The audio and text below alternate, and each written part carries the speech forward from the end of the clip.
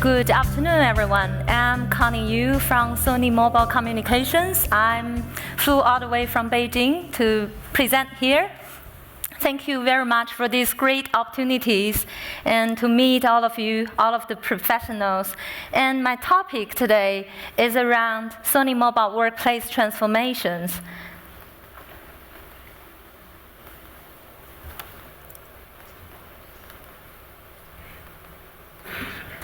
Okay. The background of this workplace transformation is because back to 2015, we had this global business strategy, and the business required every single business, every single department to reduce the cost by 30% in OPEX.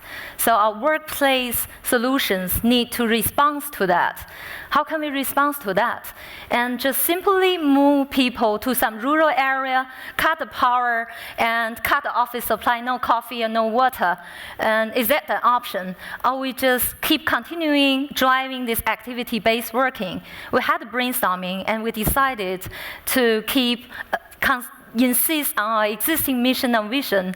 We worked out a transformation objective, and we decided to have two objectives for this transformation project. One is, of course, for 30% OPEX saving. There's no doubt, otherwise we lose the job. Secondly, we want to build for future Sony, to grow Sony Mobile business and culture by creating fit-for-purpose work environment and innovate. Nowadays, no even innovation, that's nothing. Our workplace is the same, and of course, be efficient. And once we have the objective in mind, and what else can we do? We need to evaluate what other right side can be included, and in a global scale. And we evaluate it based on a couple of factors. One is we think of how is the lease status? How's the lease agreement? When is the lease due for all the sites? Secondly, how's the user satisfaction survey?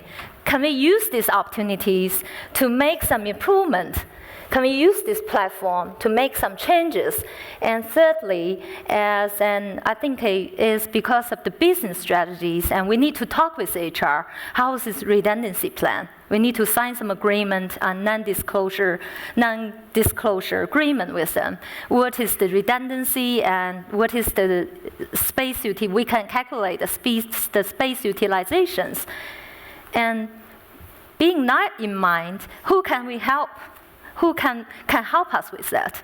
We build up this relation with CBRE. It's a soft advertisement, sorry. And it built up this partnership with them. And this transformation program, we have a strong benefit of this relationship that to include the consistency of approach across geographies and teams, harmonization, structured progress, continuous improvement. Most importantly, and my personal feel, is the momentum. We have a high-performing team, from SOMC, that's my company, and CBRE, which can influence the stakeholder as well as the users. And then we decided to make a new workplace identity guideline. We want to make a new guideline which can be treated as a Bible, workplace Bible.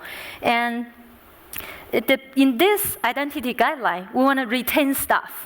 The main purpose, we want to retain staff. We want to grow business. And then, of course, to cut the costs, cut the space. That's the only way to save us, to have an OPEX saving. And in this workplace identity, the end user, you can actually decide how you use the space. And the space is assigned not to groups, not individual anymore. And everyone have some, that's designated enclosed space. In this enclosed space, you don't need to book. For example, like meeting room, we have some meeting rooms, but no booking required. You just have a quick catch up, have quick walk-in, have these meetings in this room, have spontaneous meetings, have informal meetings, and also personal lockers. Everyone's entitled to have a personal locker, put your LV and put your cups, everything in the locker, and teams, and we have a team cabinet, we have a team filing instead of personal filing. In this transformation, this identity guideline will change from standard office for all tasks to a flexibility and mobility for employee to choose the task and the workplace based on the task at hand, and focus on individual and move to focus on groups. And of course, it will change from traditional way of working and to a brand new way, to a new smart way of working.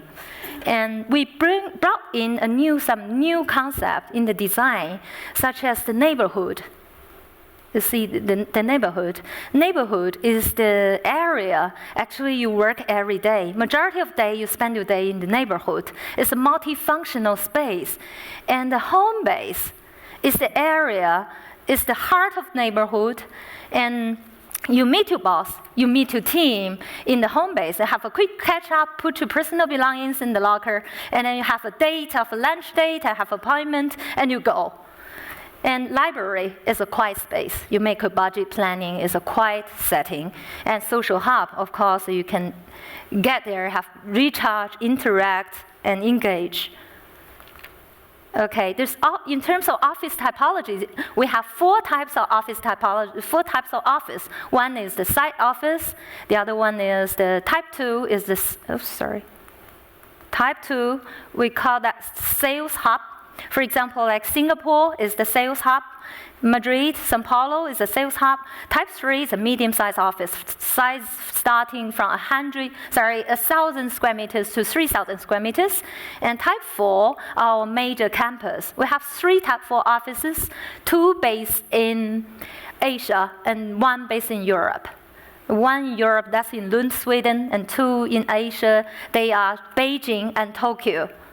And we introduce a new word. Instead, we call that a working bench or a table. We call that work point. Work point is ergonomic surface plus a chair. And in terms of typical sharing ratio, that will help us with the space reduction. The sharing ratio is, we did some pre-study with the sharing, how we put this ratio in a very standardized way. How can we use one ratio applied to all the countries? But we only have a benchmark here, 1 to 1.2. It could be different from country to country, from big site to smaller site. 1 to 1.2, that means this figures, that means, for example, 100 work points can accommodate, can assist 120 staff. That include consultant, partners, employees. And as I said, we had partnerships with CB, and we have this nice program organization. It combined from both companies. The green one that shows the functions from our company, and the blue ones. The green part, the CBRE's color, that's from CB. And our company, it combines from FM, telecom, IT, as you know, change management team, workplace. From CB, we have change management team, workplace, plus their expertise from transaction team. We have a co-leader from both companies, and one steering group, which provides some governance and some support to this team. And comparing to this original or traditional setup, we call that program management office. The original setup, like the usual setup, normally the PM only look after the project management, constructions. And this time, we were all engaged in strategy, both strategy and delivery. And that's our feasible implementation plan. We have 3-stage implementation plan, stage 1, 2, 3. I wouldn't take more time on this. We can share later. And in this process, it's a long journey because it's a global. We have 27 sites included in this transformation. It's a global transformation program. And we definitely, none of the project can run smoothly, as you know. You might have more experience than I do. And even from the beginning or to the end, there are always some hiccups, either from stakeholder or from end users. And any feedback or any questions can drag back the project. So we need to set up this strong change management team from both, from either our company and CBRE. And the scope, what do? And they will involved in assessing site change readiness and results gaps, establishing some communication channels, and establishing some change champions, both from our team and our stakeholders or even business representative, doing training education for sure, and customize some communication plan. Also tracking, monitoring, quality assurance, most importantly, that's post-implementation. They help us with some post-implementation review and survey. Okay, we have a very clear change management process. From the beginning, it's a project start, early business engagement. We have tons of activities in this stage, because a good beginning means a good ending, right?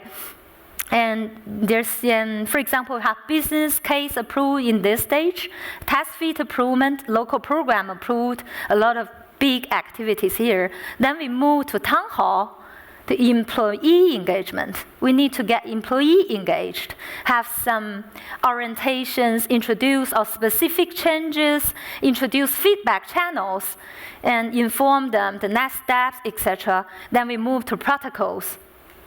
Agree some formal or informal agreement and for business to sign off. And quickly move. The next stage is move, doing some floor walking and welcome package, help people to understand the working environment. And the last stage is review. We need to have a post-move review, health check, and some lessons learned, doing some deep analysis so we can direct for future strategies. Okay, because I'm from Beijing, I know I fully engaged in Beijing project. Although my region is Asia Pacific, I was also engaged in this global transformation. And based on different countries or different sites, we have, and there's a culture difference and site readiness is different, and site, I mean, even landlord is different. You have a lot of difference. So different site, we can focus on some specific task. Take Beijing, for example. You all know in Beijing or in China, we have very severe environmental problem. How can we, as a Sony, how can we support this? How can we make our own effort? So we decided to reuse a lot of furniture. We reuse 70% to 90% of old furnitures.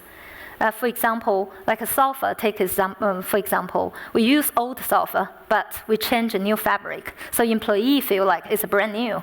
We wouldn't tell them.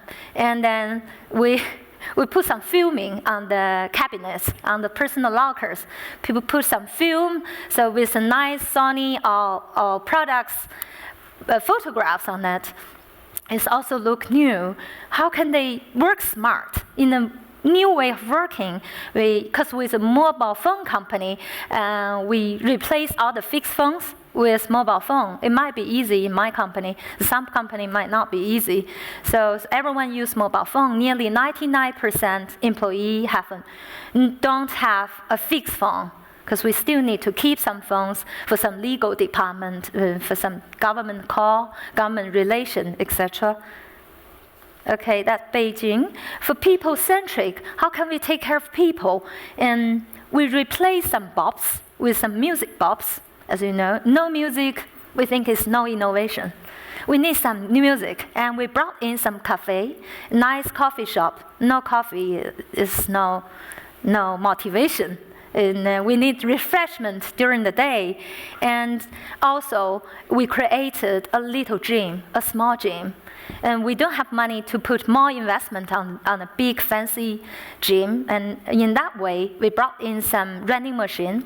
Not running machines, sorry, biking machine. That's cheaper than running machines.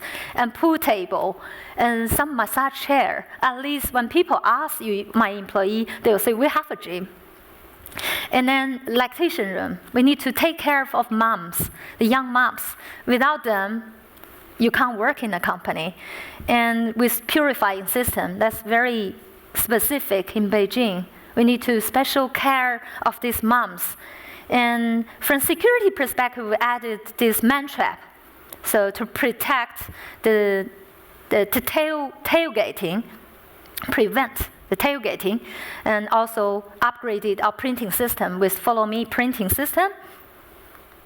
Okay, as a result, the final result, you might be interested, and we have 26% of headcount reduction. That's from HR or from business. We didn't do that. Not facility, not of FM's role. And in return, for space reduction, we had 41% space reduction. That's across the globe. That contribute both from the bigger side, from the campus, also from the smaller side. And in terms of OPEX saving, we have 42% OPEX saving in that sense. So this totally above the company's expectation. The transformation not only include the real estate, we had some initiative on security, sustainability, and also telephony. You may ask me, and okay, you saved the money, all right, how's the employee feeling on that? All right, and we had this post-occupancy survey conducted by our change management team. How's the survey result? I picked up some figures here. And in this survey, overall satisfaction for the office, you may see this green part. All this green part shows people are over moderately satisfied with the workplace. And the dark green shows 100% satisfied, of course. You may see majority of people are over moderately satisfied with the workplace. It surprised me as well, because it's also a cost down project, right? And if you take a look at this one, and that's the pride in the workplace. How do they feel? Are they proud of the office? The green column shows people feel proud of the office. They want to bring their customer in. They want to bring their partner, their kids, and their friends to come into office to show them, to let them to experience that. And for example, you might can't see that clearly. For Beijing, 66% people feel proud of the office. Hong Kong, 70%. London, 70, more than 70, 73, 72%. Dubai, 88% people are proud of their office. Moscow, 92%. We have two countries, or two sites. People are 100% satisfied or feel proud of their office. One is Sao Paulo, thank you, Sao Paulo. And the other one, guess where? That's here, Madrid. Gracias, Madrid. Of course, in this survey, we still have a lot of feedbacks, good or bad. There are some very nice suggestions, advice on how can we create a new area, and what is the area, how is the utilization of some particular area, for example, like library. Do people really need that? Do people need a big library to focus, or they prefer a smaller one? There's a lot of things we need to still drive that, have a continuous progress, continuous improvements together with our partners, CBRE, and our facility partner, FM partner, that's ISS. And it's a long journey. And by the way, before I finish my presentation, and spring's here and summer's coming, so why not to change a brand new mobile phone? Thank you very much.